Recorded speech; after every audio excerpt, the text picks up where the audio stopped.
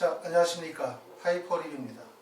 자, 이번 시간에는 2022학년도 수능의 결과 분석과 정시 전략에 대해서 설명을 드리도록 하겠습니다. 자, 올해 수능은 어려웠죠. 물론 매년 수능은 어려워요. 쉽게 낸다고 얘기하지만 결과적으로 수능이 어려워질 수밖에 없죠. 그 이유는 수능이라는 것은 첫 번째는 수시에서는 등급으로 활용이 되어지지만 정시에서는 절대적인 표준학력 지표가 되죠. 결국은 수능이 가지고 있는 이원성이에요. 수시에서는 등급으로 활용이 되어지지만 정시에서는 표준점수 100분의 1로 대학을 결정하기 때문에 결코 쉬워질 수 없다. 이렇게 보실 수가 있는데 올해 수능은 유독 어려웠다고 볼 수 있어요. 전년도 수능이 어려웠다고도 얘기하시는 분들이 많거든요. 왜? 전년도 수능에서 특히 국어 영역이 어려웠기 때문에 불수능이냐 물수능이냐를 결정짓는 것은 자연계, 인문계, 예체능 학생들이 공통적으로 보게 되는 국어 영역의 난이도가 결정을 하는 경우들이 많은데 올해는 국어뿐만 아니라 수학 그리고 영어 영역까지 전체적으로 어려웠기 때문에 많은 학생들이 수능 시험을 보고 난 다음에 무척 당황할 수밖에 없었을 겁니다.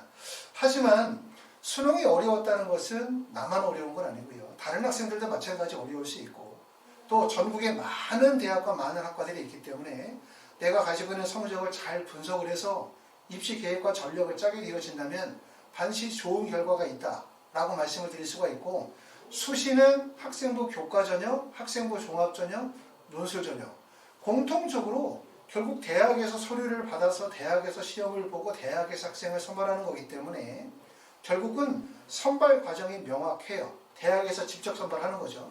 하지만 정시는 대학에서 선발하는 것이 아니라 경쟁자들끼리의 경쟁이죠. 수험생들끼리의 경쟁을 통해서 결국은 마지막 합격자가 만들어지는 구조이기 때문에 수시와 큰 차이점이 있다는 점을 꼭 알아두실 필요가 있습니다. 결국은 뭐냐면 수시보다 정시가 훨씬 더 많은 기회가 있다라는 점을 알아두시면서 지금서부터 이제 하나씩 준비해 나가도록 하겠습니다. 자, 2022학년도 정시 무엇이 달라졌나? 전에 가처점 컨설팅에 대해서 설명을 드리면서 1차적으로 설명드린 내용인데 내용을 보시는 것처럼 2022학년도 수능은 국어와 수학 영역에서 공통과목과 선택과목의 구조가 개편이 되어졌다.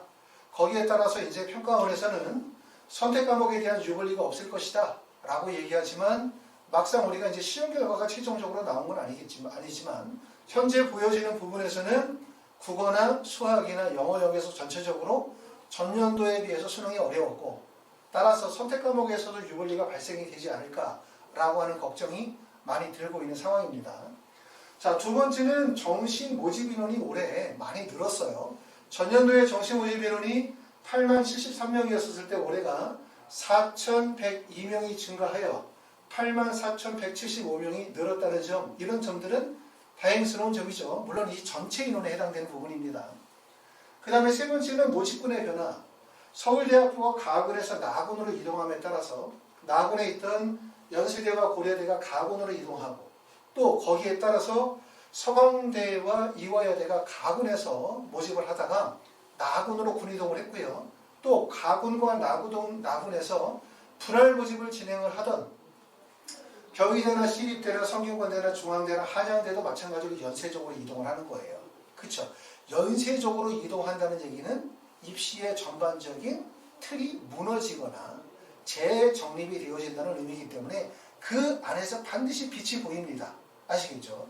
자, 그 다음에 네 번째는 대학별 변경 사항들이 올해 많은데 첫 번째는 고려대학교에서는 영어 영역의 영향력이 소폭 확대가 되어졌고 두 번째는 서강대학교는 자연계열에서 미적분과 기하 중에 선택을 하도록 했고요.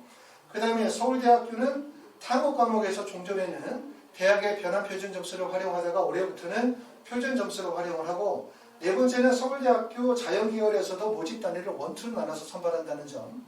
그 다음에 다섯 번째는 연세대학교 의예과가 그쵸 다단계 전형으로 2단계에서 면접 10%를 반영한다는 점. 그 다음에 여섯 번째 한양대학교는 학생부 10%를 전년도에 반영했는데 올해부터는 수능 100%를 선발한다. 이런 부분들이 입시의 큰 변화예요. 결론적으로 얘기하면 2022학년도 수능은 정시는 2021학년도의 정시와 완전히 다르다. 이 점을 알아두시면 되고 이 많은 내용 다 필요 없습니다.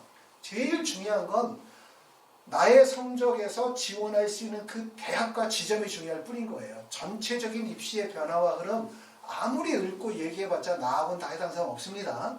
본인의 성적 또 본인의 표준 점수 100분이 본인이 가지고 있는 점수의 특징으로 지원할 수 있는 그 구간에 과연 어떤 현상이 벌어지고 있는지를 바라봐야 된다는 얘기겠죠. 그런 점에 관심을 가셔야 됩니다. 자, 올해 지원 현황을 보시게 되어지면 지금 2020년, 21년, 22년을 보면 2020년도까지만 하더라도 학생 수가 계속해서 급감했죠. 그래서 2020년도에 수능 응시생의 숫자가 54만 8,734명이었다가 이 인원이 2021학년도에 49만 3,434명으로 학생 수가 급감하게 돼요. 그렇다가 올해 2022학년도가 되어지면서 이렇게 수험생이 감소가 되어지는 것이 어느 정도 안정이 되어지면서 올해는 전년도에 비해서 인원이 증가했죠. 그래서 전체적으로는 50만 9,821명이었고 전년도에 비해서 학생 수는 16,387명 정도 3.3%가 증가했습니다. 전체적인 내용을 보시게 되어지면 재수생, 재학생 모두 다 증가했다고 볼 수 있고 비율에 있어서는 재학생의 비율이 70.8%, 재수생의 비율이 26.4%, 검정고시 출신자가 2.8%고 남학생과 여학생의 비율에서는 수능을 보는 학생들은 남학생의 비율이 51.3%의 비율을 차지하고 있습니다. 재수생도 꾸준하게 인원이 증가하고 있지만 그렇죠? 13만 3,070명 정도에서 13만 4,834명으로 모집 인원은 증가했지만 전체적인 비율에서는 재학생이 증가하기 때문에 비율적으로는 감소했습니다. 자, 지금 보시는 것처럼 지원자 수 전년도 대비로 16,387명 3.3% 증가했고 2021학년도에는 49만 3,434명이었다가 올해 50만 9천명 정도로 인원이 증가가 되어졌다고 말씀을 드렸습니다. 자, 선택 영역별. 올해가 특히 이제 공통 과목과 선택 과목으로 진행을 했기 때문에 어떤 비율들로 보여졌는지를 보니까 국어 영역 같은 경우는 합법과 작문과 언어와 매체 중에서 합법과 작문을 선택한 학생들의 비율이 70.6%, 그 다음에 언어와 매체를 선택한 학생은 29.4%고요. 여기에 보여지는 표는 학생들이 이제 수능시험의 응시자들에 대한 비율입니다. 실제 수능시험을 본 학생들의 결과는 아직 안 나왔어요. 이 정도로 보여지고 있고 수학 같은 경우도 확률과 통계 지원한 학생이 53.2%, 그 다음에 미적분을 선택한 학생들의 비율이 32.1%고 기하를 선택한 학생의 비율은 8.6% 정도 되어집니다. 그래서 전체적인 수험생은 50만 9,821명 정도의 학생들이 시험에 응시를 했습니다. 자, 올해 수능 시험은 어땠었을까? 자, 2021이 아니라 2022학년도 수능 결과 분석입니다. 자, 일반적으로 신문에 나와 있었던 내용들을 간단하게 정리하니까 주로 이런 기사들이 많은 것 같아요. 첫 문이과 통합형 수능, 그래서 국어와 영어 수학 모두 불수능이다. 초고난도 킬러 문제 줄고 중고난도 늘어 어렵다. 국어와 수학에서 변별력을 가를 문항이 많아 최대 변수가 되어졌다 라는 내용이거나 작년 수능 6월 모평과 비슷하고 9월 모평보다 좀 어렵겠다 시험 문제가 상위권에서는 변별력이 있을 것이다. 중하위권에서는 다소 어려웠을 것이다 라고 예상을 하고 있습니다. 자, 국어 영역 같은 경우는 주로 어떻게 시험 문제가 출제가 되었느냐라고 했더니 공통 과목에서는 지문 길이는 짧아졌지만 개념 추론을 요하는 문제들이 많아 과정이 어렵게 느껴졌을 것이다. 선택 과목은 지문을 이해하고 해석하는 정보량이 있어서 문제풀이 시간이 다소 소요됐을 것이다 라고 이제 신문의 내용이 나와 있고요. 그 다음에 수학은 수학 공통 과목과 선택 과목 중에 미적분은 6월 또는 9월의 모의평가의 난이도와 비슷하고 선택 과목 중에 확률과 통계 기하는 다소 어렵다. 그 다음에 중난도 문항이 늘어났고 추론을 통해 문제 해결력을 평가하는 문항이 다수 출제돼 변별력은 충분히 확대가 되어졌다 라고 보고 있고요. 영어는 전체적인 일반적으로 진행이 되어지는 전체적으로 봤을 때 인문이나 사회나 자연 또는 예술이나 문학 등 다양한 소재를 활용을 해서 시험 문제가 출제가 되어졌고 영어 또한 마찬가지로 전년도에 비해서 1등급을 받는 학생들의 비율이 많이 줄었습니다. 자, 그러면 2022학년도와 2021학년도의 상위 누적 비율에 대한 부분을 분석을 해보도록 하겠습니다. 지금 보시는 것처럼 2021학년도의 내용, 다시 지금 보시는 것처럼 국어 영역이라고 되어져 있는 부분이 2021학년도에 요거는 물론 확정된 내용이죠. 2021학년도 국어 1등급이 88점, 2등급이 82점, 3등급이 74점이었습니다. 자, 좌측에 나와 있는 합법과 작문 언어와 매체에 대한 1등급, 2등급, 3등급의 구간은 추정치입니다. 그렇죠? 추정치. 아직까지는 정확하지 않지만 대략적인 추정치에서 가장 높은 점수를 잡았었을 때, 자, 합법과 작문이나 언어의 매체의 1등급은 약 84점 정도, 2등급은 78점, 그 다음에 3등급은 71점 정도로 보고 있어요. 그렇기 때문에 결과적으로 뭐냐면 전년도의 국어시험과 올해 봤었던 국어 영역의 1등급의 점수 차이, 2등급의 점수 차이가 크게 벌어지죠. 전년도에는 1등급이 88점, 올해는 최대치가 약 84점, 낮게 봤었을 때는 82점 정도로 보고 있기 때문에 국어 영역이 매우 어려워졌다는 거예요. 결국은 어려운 시험은 잘 보면 다른 학생들과의 점수 격차를 많이 벌릴 수가 있어요. 그런데 어려운 시험에서 시험을 잘 못 보면 결국은 점 차이가 매우 좁아지기 때문에 많은 학생들이 몰리는 지점으로 들어갈 가능성이 되게 높다는 거죠. 시험을 잘 보면 점수 격차가 벌어지니까 내가 지원하는 구간에 경쟁자가 많지 않아요. 하지만 시험을 못 보면 점수 구간 자체가 과밀되는 구간으로 들어갈 수밖에 없기 때문에 어느 대학교 어느 학과의 원서를 쓴다 하더라도 많은 학생들이 몰리는 구간으로 들어갈 가능성이 높기 때문에 결국은 어렵다. 물론 이거는 뻔한 얘기일 수 있지만 결국은 수능이 어려워지고 수능이 쉬워지는 거에 따라서 이렇게 어려워졌을 때 시험을 잘 못 보게 되어지면 나타나는 현상들은 실제 수능이 쉬웠었을 때보다 더 어려운 상황에 처하게 될 가능성이 높습니다. 자, 2022학년도 국어 영역과 수학 영역에 대한 상위 누적표를 한번 보시는 겁니다. 물론 이 내용은 추정치입니다. 최종적으로 12월 10일에 수능 성적이 발표가 되어지면 실제 이 내용과 약간의 차이가 있을 수 있는데 지금 보시는 것처럼 국어 영역은 1등급에 100분위가 96%, 표준 점수를 약 130 정도로 표준 점수를 보고 있어요. 그리고 1등급의 비율이 4.4% 정도 비율인데 보시는 것처럼 1등급에서 만점까지의 구간 점수 구간이 매우 넓어요. 그렇죠? 1등급이 130점이고 그 다음에 만점이 148점이기 때문에 1등급과 만점 사이의 점수 차이가 18점 정도가 나는 겁니다. 결국은 뭐냐면 국어 영역 1등급을 맞았다는 것은 좋은데 최상위권으로 진입하기 위해서는 결국은 1등급의 점수를 넘어가는 점수대, 다시 말하면 84점이 아니라 88점 또는 90점, 92점의 구간으로 올라가야만 경쟁력이 발생이 되어진다고 보실 수가 있고요. 그 다음에 수학 같은 경우는 1등급이 136점. 자, 우리가 표준 점수를 136을 보고 있고요. 100분위는 95, 1등급이고 상위 누적 비율은 5.56%가 되어지는데 마찬가지로 수학 같은 경우도 1등급만을 충족한다는 것만으로도 경쟁력이 충분히 있어요. 수학이든 영어든 1등급을 맞는다는 것만으로도 충분히 경쟁력이 있지만 우리가 만약에 의대나 치대, 의학계열의 상위권 대학에 진입을 하려고 한다면 1등급을 맞는 게 중요한 것이 아니라 그 1등급에서도 상위 누적 비율이 어느 정도까지 포함이 되어질 수 있느냐라고 말씀을 드릴 수가 있는데 자연계 같은 경우 특히 이제 수학 같은 경우는 상위 누적 비율이 약 1.98%와 3.49%의 중간 지점이 되는 지점, 이 지점이 결국은 의학계열에 진입할 수 있느냐 없느냐를 결정할 수 있는 권이라고 말씀을 드릴 수가 있습니다. 하지만 문과 같은 경우, 국어 같은 경우는 점수 분포도와 누적 비율이 대부분 다 비슷하죠. 그렇죠? 그렇기 때문에 이제 이런 내용들을 보실 수가 있는데 이렇게 됐었을 때 나타나는 현상들은 뭐냐면 수능을 잘 봤어. 그래서 만약에 국어를 1등급 맞고 수학을 1등급 맞았어. 잘했어. 그건 되게 좋아. 하지만 그것만으로 의학계열의 의대나 치대에 진입이 불가능해요. 결국은 의대나 치대에 진입하기 위해서는 상위 누적 비율이 구간이 넓기 때문에 결국 수학이든 국어 영역이든 간에 상위 구간에 들어가야 된다는 얘기죠. 그렇죠? 1등급만으로는 어려울 수 있다라고 말씀을 드릴 수가 있고 또 반대로 얘기하면 결국은 상위 누적 비율이 줄어들게 되어지면 2등급과 3등급권에 많은 학생들이 몰릴 수밖에 없겠죠. 몰리겠죠. 그렇기 때문에 수능 시험을 못 보신 분들은 올해 수능을 좀 못 봤어. 이런 분들은 전년도보다 수능이 어려워진 불수능의 상황에서 입시가 훨씬 더 어려워진 거예요.